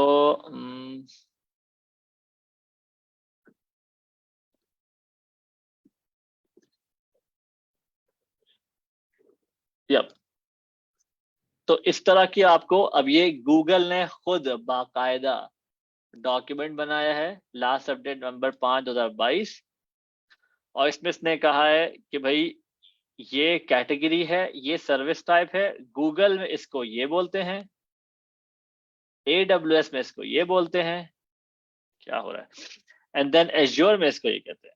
so this is a very nice comparison. तो कभी मुझे जरूरत पड़ती है कि मैं देखूं, अच्छा AWS पे ये काम ऐसे हो रहा है, एज्योर में कैसे हो रहा है, तो देख रहे हैं आप EKS के डिफरेंट वर्जन यहाँ मौजूद है, एज्योर की ऑफरिंग डिफरेंट है, गूगल की डिफरेंट है, और आप चलते चले जाए, there are lots of things, सही ना, राउटर, डॉक्यूमेंट, BG, तो कितने आपके सवाल आपको यही मिल जाएंगे उनके आंसर्स के, नेटवर्किंग के tool, migration tool, data science के टूल, एवरीथिंग। तो हर चीज उसका गूगल, Amazon एंड एज्योर, तो ये आपको बहुत कंपैरिजन देगा। इसका एज्योर में भी एक डॉक्यूमेंट मौजूद है आई थिंक, और ये वाला ही मौजूद है। Please product course web developer हो चुका, how to start career in AWS like word certification. तो यार देखो, AWS कोई करियर नहीं है, अगेन जॉब फैमिलीज मैटर करती हैं। For example road map, I think आप लोगों को ये पता होगा, नहीं पता तो नो प्रॉब्लम। ये एक पाकिस्तानी बंदा ही है हमारा, मुझे इसका बंदे का नाम याद नहीं है, इसका यूट्यूब चैनल यहाँ मौजूद है, जबरदस्त बंदा है, बट खैर मैं इसकी गिटहब से निकाल लूंगा, यहाँ पे आपको मिल जाएगा उसकी गिटहब से ना कि कौन है। तो he created this road map .sh। अब आप देख रहे हैं ये रोड मैप से स्किल सीखने के लिए कि कैसे आप उस जॉब पे जा सकते हैं। फॉर एग्जांपल मैंने चेक किया डेवऑप्स, ओके, तो अब उसने पूरा ये बनाया हुआ है कि कैसे आप क्या सीखेंगे तो आप डेवऑप्स इंजीनियर अच्छे बनेंगे, प्रोग्रामिंग लैंग्वेज, और इसके अंदर पूरे इसने कैटेगराइजेशन की हुई कि पर्सनल रिकमेंडेशन है, ऑल्टरनेटिव अप्रोच है, वो क्या रिकमेंड नहीं करेगा, एंड देन येलो, डार्क और लाइट का भी कुछ होगा, एनीवे। तो देख रहे आप, प्रोग्रामिंग लैंग्वेज, OS कॉन्सेप्ट, फिर cloud, bash scripting, web protocols बताना चाहिए, containerization, infrastructure as code, CI/CD, monitoring, cloud design. तो इसी तरह से यहाँ पर बैकएंड मौजूद है, फ्रंट एंड, एंड्रॉइड, DBA, कुछ चीजें इन अपकमिंग है। तो अगर आप ये चीज, मैं ये चैट पे लिंक डाल देता हूँ ताकि आप लोग इसको देख लें और इसको यूज करें। तो ये मैं पहले बहुत यूज करता था, अभी भी करता हूँ, और आप भी यूज करें ताकि आपको पता होगा कि आपको किस फील्ड में आगे जाना है, तो आपने क्या क्या चीजें किस सीखनी है, right. And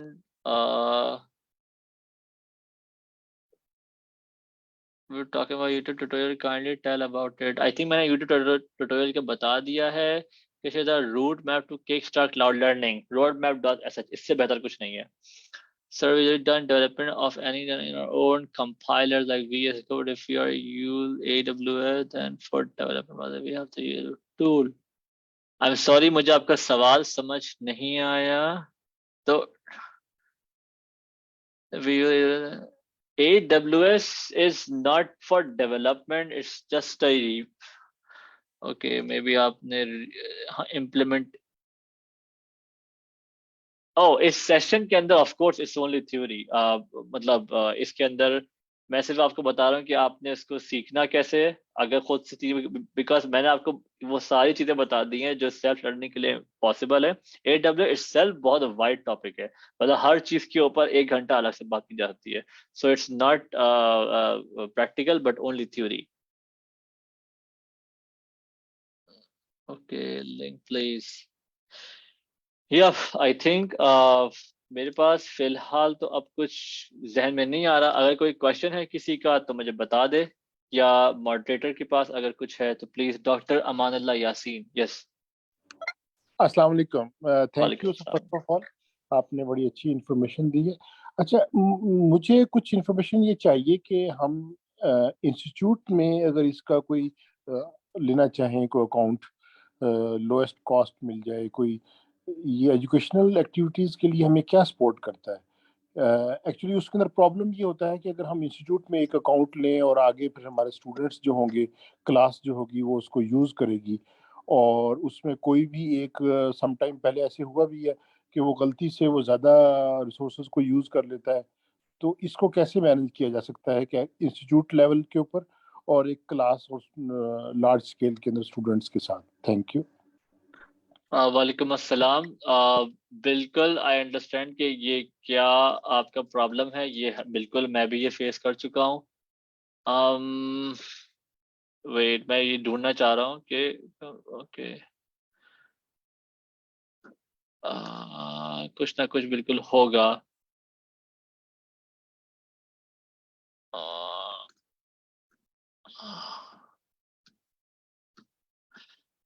I don't think so. So,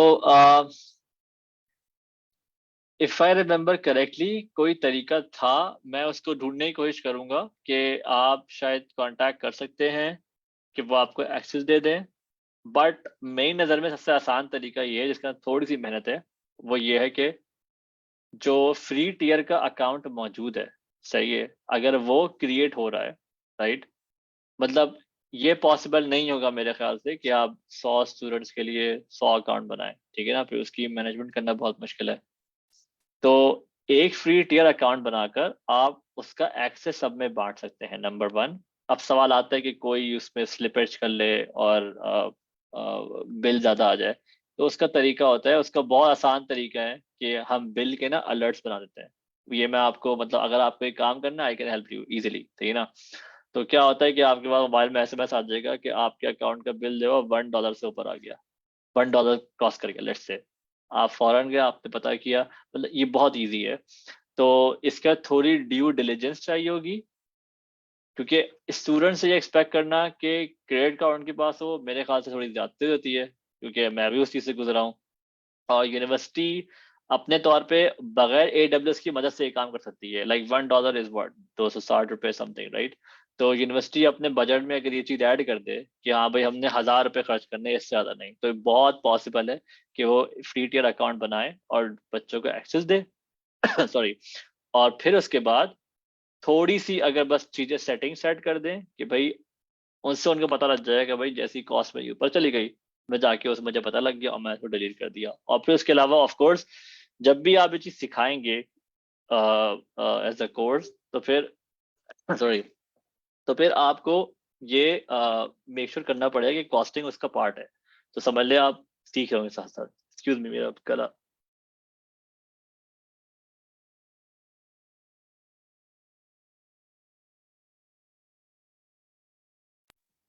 thank you sir, thank you. अल्लाह हाफिज.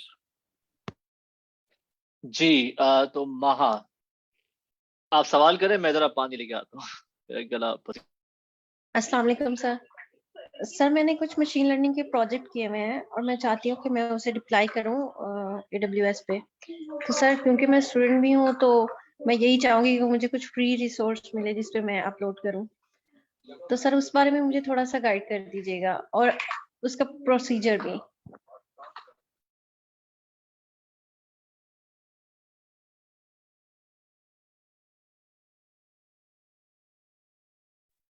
तो ओके, वालेकुम अस्सलाम। अब मुझे मशीन लर्निंग का इतना आइडिया नहीं है कि उसके अंदर क्या क्या चीजें होती हैं, बट आप ये कर सकती हैं कि अगेन आपको अपना फ्री टियर अकाउंट ही आपको चाहिए होगा, राइट। और अगर आप मेरी स्क्रीन देख रही हैं तो मशीन लर्निंग की सर्विसेज कौन सी हैं? तो लेट्स सी, या मशीन लर्निंग की अमेज़न सेज मेकर है, कॉम्प्रिहेंड है, रिकग्निशन है, ये हर बहुत सारी डिफरेंट चीजें इनके अपने अपने यूज केसेस है, राइट। और इसके अंदर उन्होंने लिमिट्स लिखी हुई हैं कि आप कितना उसका इस्तेमाल कर सकती हैं। और या तो मेरे ख्याल से सबसे आसान तरीका ये है कि अब जैसे मेरे ज़माने में यूबीएल का एक इंटरनेट कार्ड आता था, राइट। उसके अंदर क्या होता, आप पैसे डालते थे, बट वो आपके किसी अकाउंट से कनेक्ट होता था। तो फॉर एग्जाम्पल आपने डाले 1,000 रुपए हैं, सही है ना। तो कभी भी वो 1,000 रुपए से 1,000 रुपए 1 रुपए नहीं होगा, सही है ना, ऊपर नहीं जाएगा। तो वो एक अच्छा तरीका था। दूसरा, जैसे ये सादा पे आपके पास नया आया हुआ है, राइट। अगर उसका कार्ड मिल जाए इजीली कहीं से, तो ये भी अगेन डेबिट कार्ड है। अगर आपने इसके अंदर 1,000 रुपए डाल दिया और ये आपने लगा दिया अमेजोन के ऊपर ना, अगर गलती से आपका एक्सपेंडिचर हो भी जाए तो कभी वो 1,000 रुपए से 1 रुपए ऊपर नहीं जाएगा, राइट। तो ये एक तरीका हो सकता है स्टार्ट के लिए, लर्निंग के लिए, विच इज़ वेरी गुड। और या आई थिंक इससे आप शुरू कर सकती हैं। बाकी सर्विसेज कौन सी है अमेजोन की, ये आपको मिल जाएगा यहाँ पर। मेरे ख्याल से बहुत सारी सर्विसेज हैं जो कि मशीन लर्निंग से रिलेटेड है, आपको ये अलग से हर चीज़ पढ़नी पड़ेगी। I hope I answer your question. Thank you sir. You're welcome. Okay sir, free certification है AWS की, पढ़ाई फ्री है, नॉलेज फ्री है, उसमें 1 रुपया नहीं देना है। सर्टिफिकेशन के लिए पैसे चाहिए होंगे, राइट। सो तो होता ये है कि आप certification for example cloud practitioner की लेंगे तो ये देखिए 100 USD की है। लेकिन इसमें क्या होता है कि फॉर एग्जांपल मैंने जब किया था एसोसिएट, राइट, तो ये उस वक्त भी 150 का था, आज भी है, राइट। तो जब मैंने ये लिया था और मैंने वो पास किया था, तो उन्होंने मुझे 50% डिस्काउंट दिया था अगले एग्जाम के लिए। तो जब मैंने आर्किटेक्ट प्रोफेशनल पे गया तो ये मुझे 300 नहीं, ये भी मुझे 150 का ही पड़ा। तो ये थोड़ा फायदा हो जाता है, बट शुरू में सर्टिफिकेशन आपको एक्सपेंस पे करना पड़ता है। लेकिन अगर आप पढ़ाई अच्छी कर लें और इंशाल्लाह आपको जॉब मिल जाए अच्छी, सही है, तो कंपनीज ऐसी मौजूद हैं जो आपको रीइंबर्स करती हैं अगर उनका बिजनेस है। Like I did that in Pakistan में मैं ये कर चुका हूँ। तो मैंने अपना प्रोफेशनल कंपनी की कंपनी में रहते हुए निकाला था और उनका सारा काम AWS पे था, so they paid me back.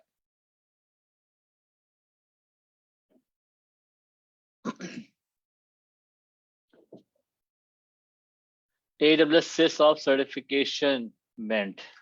Good question. SysOps कहाँ गया? SysOps. So, SysOps के अंदर, if I remember correctly, मुझे खुद भी देखना होगा यार। like, so, right. So SysOps is more like जैसे how should I explain?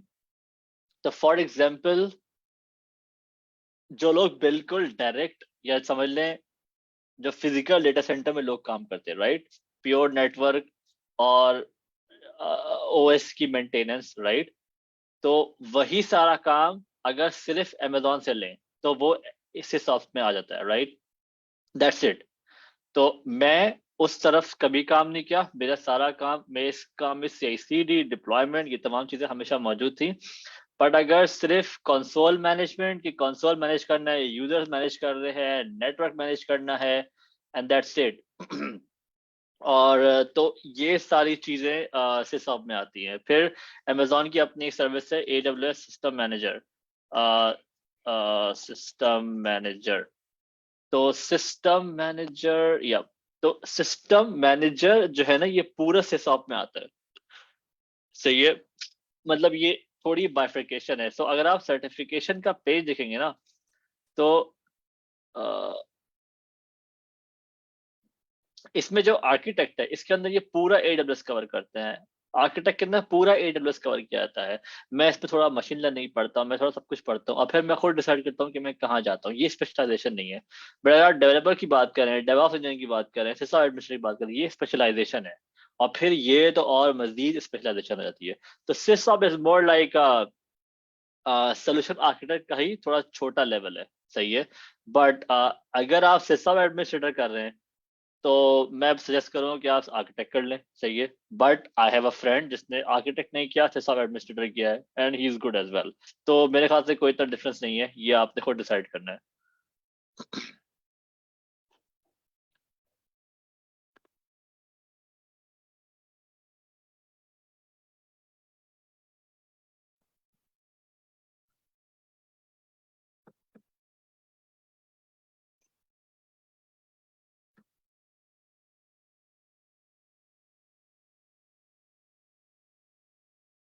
Yes, ये शहीन ने मेरे ख्याल से पेस्ट किया हुआ है AWS एजुकेट के बारे में। ओके, मेरे ख्याल से मैंने सही लिंक खोला था, बट मुझे समझ में नहीं आया कि क्या है। कंप्लीटली फॉर फ्री, तो मेरे ख्याल से अभी जिन सर ने पूछा था कि यूनिवर्सिटी स्टूडेंट्स के लिए क्या करें, तो मेरे ख्याल से वो AWS एजुकेट को इस्तेमाल कर सकते हैं। और वो भी सिस्टर जिन्होंने मशीन लर्निंग का पूछा था, तो मेरे ख्याल से वो इसको यूज कर सकते हैं। मैं इसका लिंक डाल देता हूँ, सो कोई भी यहाँ से इसको ले ले।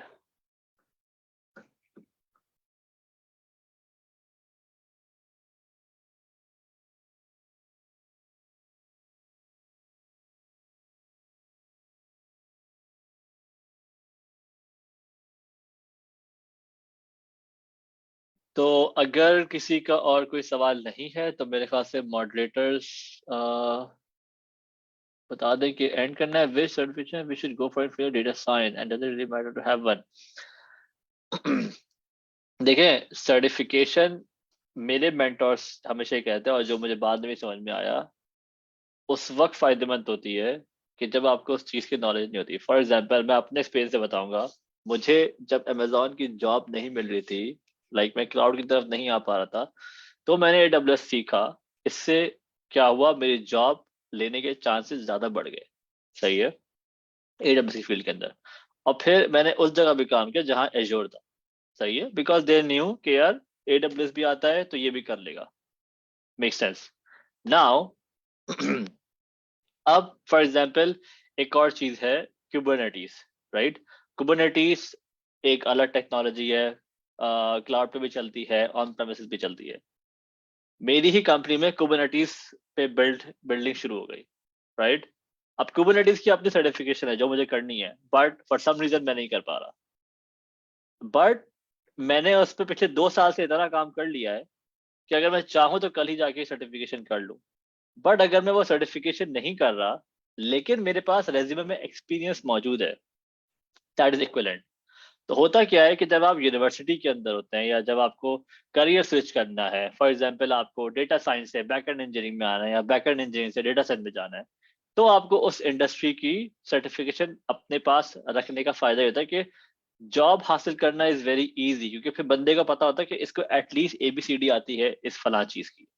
राइट, सर्टिफिकेशन यहाँ करती है। दूसरा, सर्टिफिकेशन सिस्टमैटिक स्टडी के अंदर आपकी थ्योरी स्ट्रांग हो जाती है। फॉर एग्जाम्पल, मैं अगर कुबरनेटिस से कल एग्जाम दूं तो मैं फेल हो जाऊंगा, but I am working it, मतलब मैं प्रोडक्शन एनवायरनमेंट में काम कर रहा हूँ, वो चीजें चल रही हैं, I know how it's working.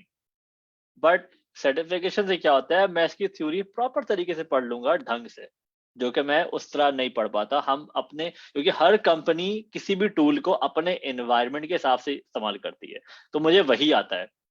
But जब कल को मुझे कहीं और जाऊंगा तो मुझे थोड़ा सा फ्लेवर चेंज करना पड़ेगा। So if you are student और आपको जंप चाहिए करियर में कि जल्दी जॉब मिले, या ऑलरेडी जॉब कर रहे हैं बट उस तरह की जॉब नहीं मिल रही, गो फॉर सर्टिफिकेशन। बट अगर ऑलरेडी वो काम कर रहे हैं देन तब भी कर लें, शुरू के 5 साल में अगर करियर में है तब भी कर लें। तो इट्स लाइक अ क्वेश्चन जो कि आपने खुद उसको आंसर करना है। अगर आप कोई चीज नहीं सीख पा रहे, आई नो पीपल जो मेरे साथ काम करते हैं उन्होंने सर्टिफिकेशन नहीं की हुई AWS की, राइट? तो but what I would suggest कि वो चीजें जरूर देखें, वो री इन्वेंट देखें जरूर। इसका ताल्लुक सर्टिफिकेशन से नहीं है, पढ़ना पहले है। अगर पढ़ेंगे नहीं और सर्टिफिकेशन नहीं, ऐसे लोग बहुत मौजूद हैं जो सर्टिफिकेशन उनके हाथ में but they don't know anything. तो पढ़ना पहले है, तो रीइन्वेंट जरूर देखें। That is what I would से। अच्छा भैया, सर की इजाजत हो तो थोड़ा सा मैं भी ऐड कर दूं इसमें। बिल्कुल। पहले तो मैं आपका शुक्रिया अदा करना चाहूँगा, माइकोड गुरुसों के बहुत बहुत शुक्रिया। आपने बहुत ही अला सेशन आज कंडक्ट किया है, और आप देख रहे हैं कि लोग जैसे ओवर टाइम के कितना उसमें एंथुसियाज्म लोगों का, ये सारे क्वेश्चंस करने पार्टिसिपेट कर रहे हैं, तो बहुत बहुत शुक्रिया कितने अला सेशन का। जहाँ तक सर्टिफिकेशन बात है वो भी आपने सारा कुछ टच कर दिया है। मैं चूँकि थोड़े से काफ़ी सारे यहाँ पे स्टूडेंट्स हैं, तो एक चीज़ जो मैं री एम्फेसाइज करना चाहूँगा कि सारे लोग जो यहाँ पे स्टूडेंट्स हैं, जो लेट्स से BCS कर रहे हैं या उसके इक्विवेलेंट को डिग्री कर रहे हैं, इंजीनियरिंग कर रहे हैं, आपकी डिग्री ज़्यादा इंपॉर्टेंट है, ठीक है? जब आप लोग जॉब शुरू करने जा रहे हैं तो उसके लिए आपकी सर्टिफिकेशन उस वक्त ऑलमोस्ट कोई नहीं देखेगा, कोई देखेगा भी तो उसकी कोई वैल्यू नहीं होगी, ठीक है? जब आप जॉब शुरू करने जा रहे हैं, जैसे सर ने बताया ना, आप ऑलरेडी फील्ड में, आपने फील्ड स्विच करनी है, आपने एनहांस करना है, तो ठीक है, उस वक्त आप ये ले लें, ठीक है? आपको टाइम अगर नहीं मिल रहा, लेकिन अगर आपने काम करना है तो सर्टिफिकेशन आपने किया ही नहीं किया, आपने काम करना ही करना है, आप वहां से अलग करते हैं। ये सारे सर्टिफिकेट उन्हीं लोगों ने क्रिएट किए। Unfortunately most of the basically जो लोग हैं जो सर्टिफिकेशन सेल करते हैं, वो सेल भी करते हैं स्टूडेंट पॉपुलेशन को, जबकि एक्चुअली ये उनके लिए उतनी नहीं होती, ठीक है? तो आप लोगों को चाहिए फोकस करें अपनी डिग्री के ऊपर, और जो चीज आपको हर जगह पे लेके जाएगी वो है आपकी प्रॉब्लम सॉल्विंग स्किल, आपकी कोडिंग जो है, ठीक है? आपकी जो प्रोग्रामिंग है, ठीक है? आपने करियर शुरू करना है जिस भी फील्ड में आप जाना चाहें, जो कि CS से रिलेटेड है, आपको ये चाहिए ही चाहिए। अगर आप इस चीज को अपनी बिल्ड नहीं करेंगे तो आप जितनी मर्जी सर्टिफिकेशन कर रहे हैं, आप एक के बाद दूसरी सर्टिफिकेशन की तरफ जाते जाएंगे, और सर्टिफिकेशन की एज भी बड़ी थोड़ी होती है। जैसे सर ने अभी आपको सेशन के दरमियान में बताया कि जो कुछ ने 2016 में पढ़ा EC2 का, आप लोग सेम नहीं पढ़ रहे होंगे, कितनी तेज से चीजें चेंज हो रही है, कितने हंड्रेड्स ऑफ चीजें नहीं आ रही हैं AWS के ऊपर एवरी ईयर, ठीक है? तो वो ऐसा सस्टेनेबल राउट नहीं है कि जिसके ऊपर आप जाते रहें जाएं, अगर आपने अपनी बेसिक स्किल्स नहीं बिल्ड की हुई है, ठीक है? अपने डिग्री के ऊपर फोकस करें, अपने GPA पे फोकस करें, अपने प्रॉब्लम सॉल्विंग यानी कोडिंग के ऊपर, प्रोग्रामिंग के ऊपर स्किल फोकस करें। उसके लिए हम बेशुमार सेशन करवाते हैं यहाँ पर iCode Guru के ऊपर, ठीक है? उसके बाद फिर आप देखते हैं स्पेसिफिकली कि अच्छा मैंने कुछ काम कर लिया, मैंने जॉब ले लिया, अब मैं चेंज करना चाहता हूँ या जस्ट थोड़ा सा एनहांस करना चाहता हूँ, उस वक्त लें सर्टिफिकेशन, अगर आपको लेनी ही है, जरूरी नहीं है उतनी, ठीक है? और आप में जो लोग iCode Guru के ऊपर नहीं है, आप iCode Guru को ज्वाइन करें। वहां पे आप देखें कि हम फोकस करते हैं क्राउड लर्निंग के ऊपर, एक दूसरे के साथ मिलकर काम करने के ऊपर, हैंड्स ऑन स्किल्स के ऊपर, ठीक है? जैसे प्रोग्रामिंग तो है ही है सबसे इंपॉर्टेंट, डेटा स्ट्रक्चर तो है ही है, एल्गोरिथम तो है ही है, उसके अलावा भी जैसे सम स्पेसिफिक कोर्सेज जैसे डेटा साइंस के ऊपर हो गया, मशीन लर्निंग के ऊपर हो गया, साइबर सिक्योरिटी के ऊपर जैसे आजकल चल रहा है, ठीक है? तो इंशाल्लाह हम क्लाउड कंप्यूटिंग के ऊपर भी शुरू करेंगे, ठीक है? तो लेकिन आप वहां पे ज्वाइन करें, वहां पे पार्टिसिपेट करें, वहां पे एक दूसरे के साथ मिलके सीखें, ठीक है? तो जिन लोगों को नहीं पता वो iCode.guru के ऊपर जाके वहां पर रजिस्टर कर सकते हैं, तो वो हम आपको वहां पे स्लैक पे ऐड कर लेंगे, और वहां पे आप देख सकते हैं कि 3 बजे पाकिस्तान के 3 बजे शाम से शुरू होते हैं और रात 10 बजे तक सेशन चलते रहते हैं डिफरेंट टॉपिक्स के ऊपर। यहाँ पे अगेन मैं एक दफ़ा फिर शुक्रिया अदा करना चाहूँगा सर आपका, सर ताहा का कितने अच्छे सेशन का। तो बाकी जुबैर और Talha, back to you moderator. मेरे ख्याल में we have spread over the time, अगर हम एंड कर सकते हैं। वालेकुम अस्सलाम। Thank you Kaleem sir, thank you very much for your words. Thank you, sir, Taha, for delivering the talk and guiding the students for the roadmap of Amazon Web Services. My pleasure. So thank you very much everyone, बहुत शुक्रिया आप सबका, आपने join किया। मैंने बस एक कोशिश करी अपने एक्सपीरियंस से चीज़ें बताऊं, ना कि सुनी सुनाई चीज़ों पर। और जो सर कलीम ने बातें करी बिल्कुल सही है, डिग्री आपको फर्स्ट 3-5 जॉब्स की सीट पे बिठाएगी, उसके बगैर नहीं बिठाएगी बड़ी कंपनीज। और फिर उसके बाद जो आपकी स्किल सेट है जो इन सर्टिफिकेशन से आपको मिलेगी, फिर उसकी बारी आती है, राइट। तो पहले डिग्री इंपॉर्टेंट है क्योंकि वो आपको आईटी और टेक की बेसिक्स सिखाती है, देन आपको समझ में आएगा AWS क्या है या कुबरनेटीज क्या है, और फिर आपकी नॉन स्टॉप लर्निंग है। तो या थैंक यू वेरी मच।